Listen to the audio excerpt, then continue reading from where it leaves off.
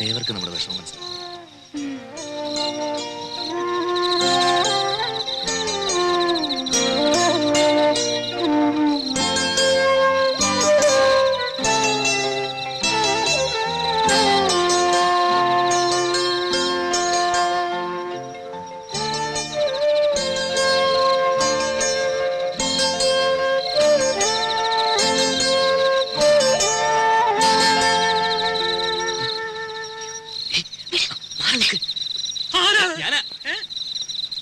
ഞാനാ ഉണ്ണി. ഉണ്ണിയായിരുന്നോ? എന്താ പുറത്ത്? ഉറക്കം വന്നില്ല അപ്പച്ചമ്മ. രാഘവട്ടം ഉറങ്ങില്ലേ? ഉറങ്ങി ഉറക്കം സുഖമായിട്ട് ഉറങ്ങി. ഞാനേ ഒരു കഷായം കുടിക്കുന്നുണ്ട്. ഈ മൂത്രത്തിലെ കല്ലില്ലേ അത് അലിയിച്ച് കളയാനുള്ളതാ. നാണുവൈദ്യരുടെ കുറിപ്പടിയാ. ബഹുകേമം.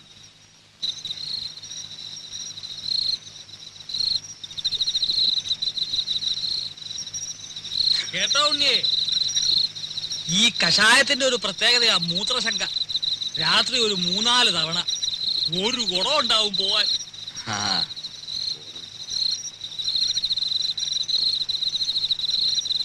ഔഷധ ഗുണമുള്ള മൂത്രമാ. കുളിമുറിയിൽ ഒഴിച്ചാൽ വെറുതെ പോവും. ഇവിടെ ആകുമ്പോ ഒരു വളവുമായി. എങ്ങനെ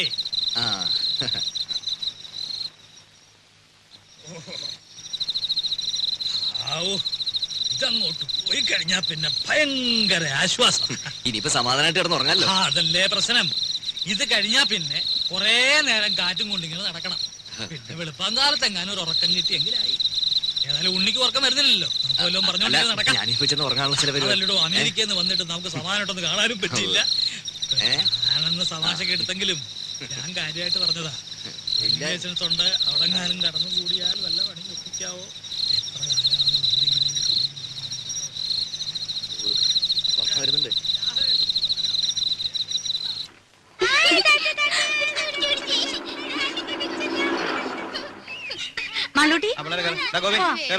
ഈ മുൻമേശ കഥ അങ്ങ് അടച്ചേക്ക് കേട്ടോ. ഇനി വരാം.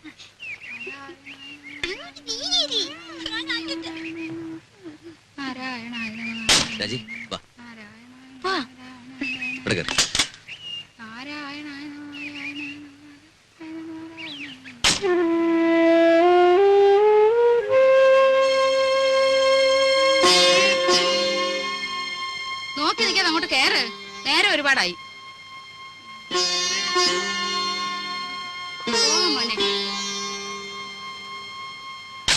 വിഘ്നേശ്വര, എന്റെ മോന് ഒരേ ആപത്തും വരുത്തരുതേ. ഇവൻ 6 മാസം പ്രായമുള്ളപ്പോ ഇവന്റെ അച്ഛൻ മരിച്ചതാ. അന്ന് മുതല് കൈ വളരുന്നോ കാല് വളരുന്നോ എന്ന് നോക്കി നോക്കിയാ ഞാൻ ഇവനെ വളർത്തിയെ. മോളെ, അച്ഛനെ നല്ലോണം ഉരുട്ടുമോളെ, ഉരുട്ടുമോളെ. എന്റെ ദീർഘായുസിന് വേണ്ടി മോൻ അമേരിക്ക വെച്ച് നേർന്നതാ. ഇവന് ഞാനെന്ന് വെച്ചാ അങ്ങ് ജീവനാ. ദീർഘായുസിന് വേണ്ടിയൊന്നുമല്ല, അമ്മയ്ക്ക് നല്ല ബുദ്ധി തോന്നാൻ വേണ്ടിട്ടാ. ചോദിച്ചില്ല. ആ, അച്ഛനെ ഉരുട്ടുമോളെ. നാരായണ, മേല് വേദനിക്കുന്നുണ്ടല്ലേ? ആ, നല്ലോണം കടാക്ഷിക്കട്ടെ.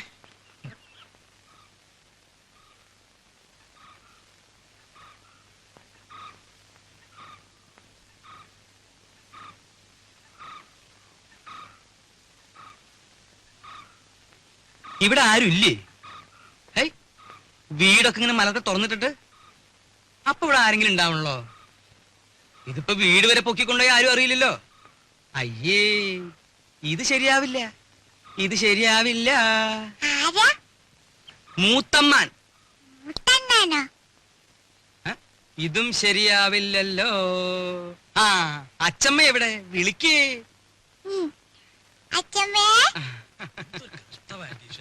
പിരിവുകാരെ കൊണ്ടു ശങ്കുമാനോ? എന്താ സംശയമുണ്ടോ? വേറെ ആരുടെയെങ്കിലും ചായ തോന്നുന്നുണ്ടോ? അല്ല ഈ ഇലക്ഷൻകാർ വോട്ട് ചോദിക്കാൻ വരാറുണ്ടേ, പെട്ടെന്ന് കണ്ടപ്പോ ഒറ്റ ആരെയാ അത്? ഞാനാടി സരസ്വതി. ശങ്കുമ്മാൻ വന്നിരിക്കണോ? ആ ശങ്കുവപ്പയോ? കാണാതായപ്പോ ഒരാളിനെ അങ്ങോട്ട് പറഞ്ഞയച്ചാലോ എന്ന് വിചാരിക്കായിരുന്നു ഞാൻ. അതൊക്കെ എത്തേണ്ട സമയത്ത് ഞാൻ എത്തില്ലേ എന്റെ പെങ്ങളെ. എന്താ സരസ്വതി നിനക്കൊരു ക്ഷീണം? ഓ, ഒന്നും പറയണ്ട എന്റെ ഓപ്പേ. എന്താ പറ്റിയേ? ഈയിടെയായിട്ട് ശ്വാസം ഉള്ളിലോട്ട് എടുക്കുമ്പോ വയറ് വന്ന് ഭമ്മന്നങ്ങ് വീർക്കും. പുറത്തേക്ക് വിടുമ്പം ചൂന്നങ്ങ് ചൊട്ടും. ഉവ്വോ. അകത്തേക്ക് എടുക്കുമ്പോ വീർക്കും, പുറത്തേക്ക് വിടുമ്പോ ചൊട്ടും. അതിപ്പോ എല്ലാവർക്കും അങ്ങനെ തന്നെയല്ലേ? അല്ല. ആ ഈയിടെയായിട്ട് അപ്പച്ചിക്ക് പുതിയൊരു അസുഖം തുടങ്ങിയിട്ടുണ്ട്. അതെന്താ? എവിടെങ്കിലും ഇരുന്നാ പിന്നെ എഴുന്നേക്കാതെ ഒരടി നടക്കാൻ പറ്റില്ല. എങ്ങനെ എങ്ങനെ? എവിടെങ്കിലും ഇരുന്നാലേ പിന്നെ എഴുന്നേക്കാതെ ഒരടി നടക്കാൻ പറ്റില്ല. രാഘവ ഓപ്പ ഇരുന്നാട്ടെ. ഉണ്ണി ഒറ്റ തൊഴി. സൂപ്പിക്കല്ലേ. നീ ഈയിടെയായിട്ടൊന്ന് കൊഴുത്തല്ലോടാ രാഘവ. ചുമ്മാ അല്ല, പണിയെടുത്തിട്ടാ. ആ നിന്റെ പണിയൊക്കെ എനിക്കറിയാം. ശങ്കുമാനോ? ആ ഉണ്ണി വന്നത് ഞാൻ അറിഞ്ഞു. അതിനൊരു കഥയുണ്ട്, അത് ഞാൻ പിന്നെ പറയാം. ശങ്കുമ്മാൻ കുറച്ചാള് നാട്ടിലൊന്നും ഇല്ലായിരുന്നു ഉണ്ണിയെ. കാശി വരെ ഒന്ന് പോയി. ശങ്കുമാനെ കാശിക്ക് പോണ പ്രായൊക്കെ അയൊക്കെ എപ്പോഴേ കഴിഞ്ഞു. കാശിക്ക് പോയതേ ഭജനിരിക്കാനല്ല, പിന്നെന്തിനാണാവോ? 1 കിലോ ആപ്പിള് വാങ്ങാൻ. ഒന്ന് പോരാ അവിടുന്ന്. ബിസിനസിന്റെ ചില കാര്യങ്ങൾക്ക് വേണ്ടി പോയതാ. അതിനൊരു കഥയുണ്ട്, അത് ഞാൻ പിന്നെ പറയാം. ഒരാള് വന്നാ എന്താ വേണ്ടേന്ന് ചോദിക്കുക. ഇതൊക്കെ ഇനി നീ എന്നാടാ പഠിക്കരാകവാ? ഇപ്പൊ എന്താണാവോ വേണ്ടത്? സംഭാരം, ഇഞ്ചി, മുളക്, കറിവേപ്പിലൊക്കെ ഇട്ട് താൻ തന്നെ പോയി എടുത്തിട്ട് വാ. ജാനുവരത്തി ശങ്കുമ്മാന് കുടിക്കാൻ കുറച്ച് സംഭാരം. ജോലിക്ക് ആളെ വെച്ചിട്ടുണ്ടേ. ഇങ്ങോട്ട് വരടോ. എന്റെ പെങ്ങളുടെ പുക കണ്ടേ ഇവിടുന്ന് പോവുള്ളൂ അല്ലേ?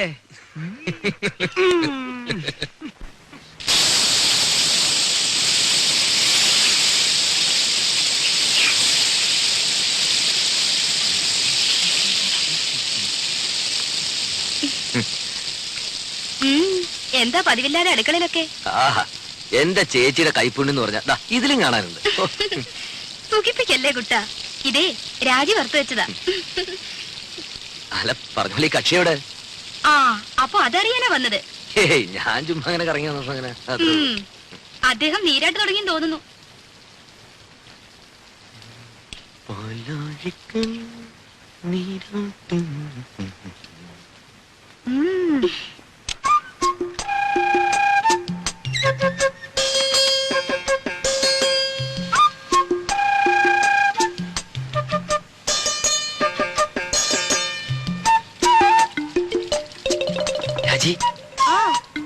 രാജി, എന്താ തുറന്നേ. എന്തിനാ? ആ തുറക്ക്. എന്താന്ന് പറയാൻ? ഒരു കാര്യമുണ്ട്, തുറക്ക്. ഞാൻ കുളി കഴിഞ്ഞിട്ടില്ല. അതൊന്നും സാരമില്ലെന്ന് തുറക്ക്. അമ്മാവനെ. അമ്മാവൻ? ആ അമ്മാവന്റെ കാര്യം കുറച്ച് കുഴപ്പ. തുറക്ക്, പറയാം. എന്താ? അമ്മാവനെ. അയ്യോ എന്താ ഉണ്ണിട്ടത്? വേണ്ട ഉണ്ണിയുടെ പുറത്തു പോ. വേണ്ട ആരുമില്ലെന്നേ.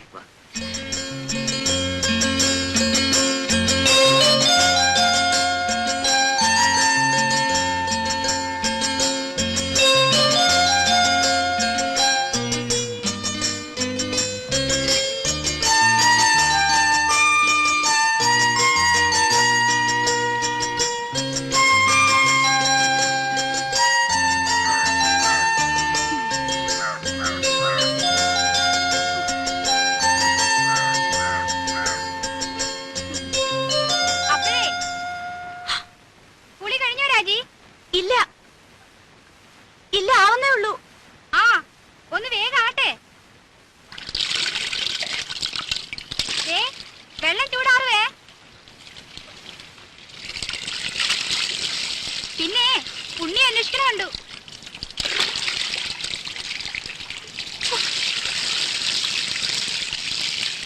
വിലസിനേച്ചി ഒരു ഉപകാരം ചെയ്യോ? എന്താ? ആ അകത്തിരിക്കുന്ന സർപ്പം എടുത്തു തരുമോ? എവിടെയാ ഇരിക്കണേ? ആ അലമാരിയുടെ മുകളിൽ കാണും. ആ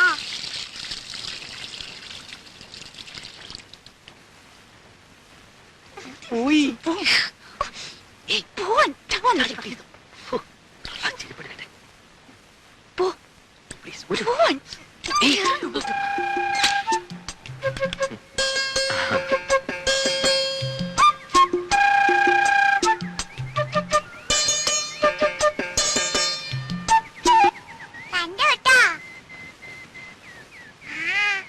എന്ത് കണ്ടുപിടി? ഇവിടെ വാടി ഇവിടെ. നിക്കവിടെ. നിക്കാൻ. ഇന്ന് ഞാൻ എന്റെ മാളുവമ്മേ.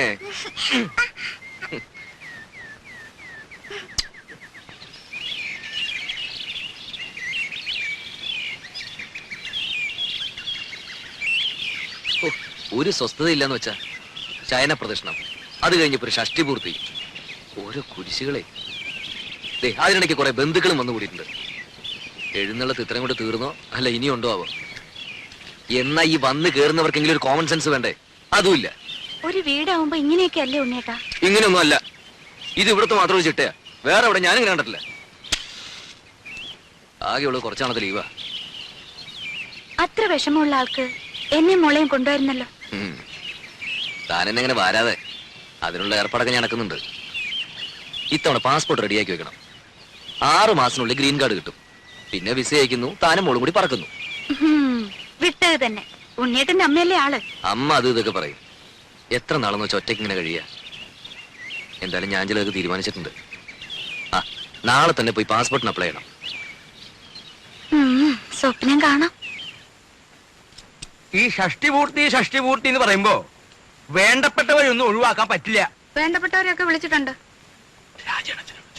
എന്താ? രാജയുടെ അച്ഛനെ വിളിച്ചിട്ടില്ലെന്ന്. വേണ്ടപ്പെട്ടവരെയൊക്കെ വിളിച്ചിട്ടുണ്ടെന്നാ പറഞ്ഞത്. അതല്ല സരസ്വതി, ഇനിയിപ്പോ പഴയ അത് വിരോധം മാത്രം ഓപ്പ പറയണ്ട. അവിടെ ആങ്ങളെ കെട്ടിക്കൊണ്ടുവന്നത് ആരെയാ? ഒരു നസ്രാണിച്ച്. എന്നിട്ട് ആ കാർന്നൊരു 2 കൈ നീട്ട് സ്വീകരിക്കാനും. എന്നെ കൊണ്ട് കൂടുതലൊന്നും പറയിക്കണ്ട കേട്ടാ. ആ കുടുംബത്തിൽ നിന്ന് ഒരുത്തി അവിടെ കയറ്റിയത് തൃപ്തി ഉണ്ടായിട്ടൊന്നുമല്ല.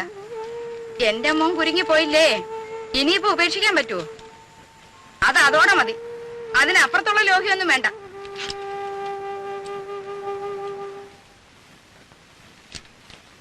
ആ, നീ ഇവിടെ ഉണ്ടായിരുന്നോ? ഞാൻ നിന്നെ അന്വേഷിച്ച് നടക്കായിരുന്നു.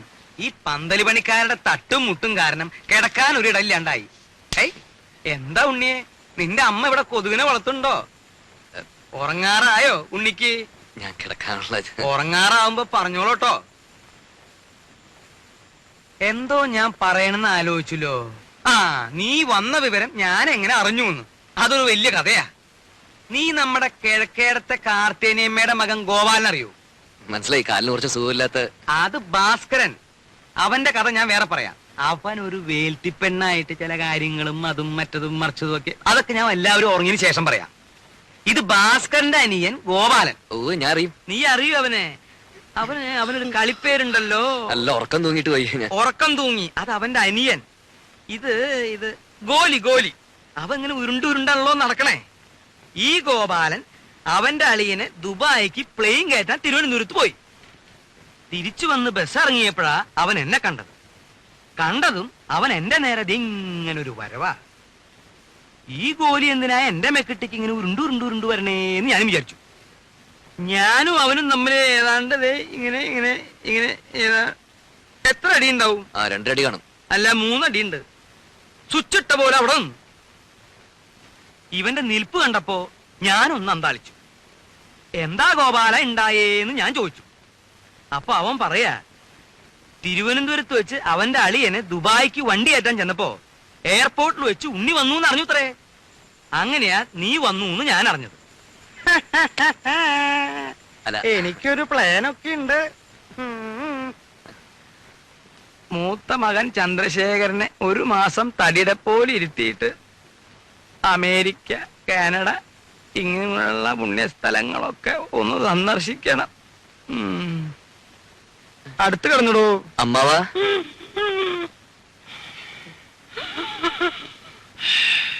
അമ്മാവാ,